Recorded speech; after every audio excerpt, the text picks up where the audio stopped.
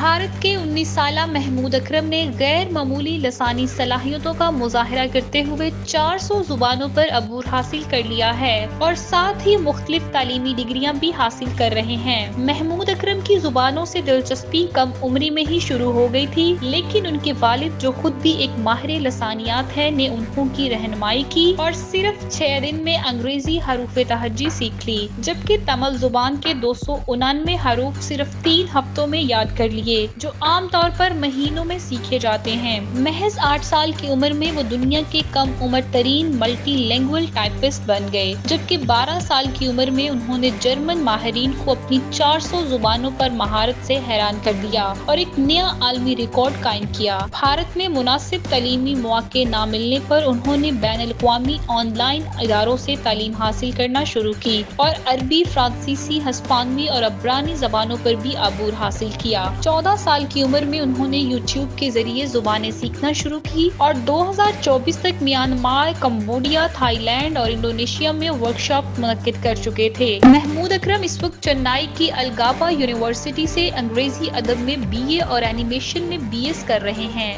جبکہ برطانیہ کے اوپن یونیورسٹی سے لسانیات کی تعلیم بھی حاصل کر رہے ہیں۔ ان کی بے مثال لسانی صلاحیتیں دنیا بھر کے ماہرین، طلباء اور اساتذہ کے لیے ایک نئی تحریک اور حوصلہ افزائی کا باعث بن رہی ہے۔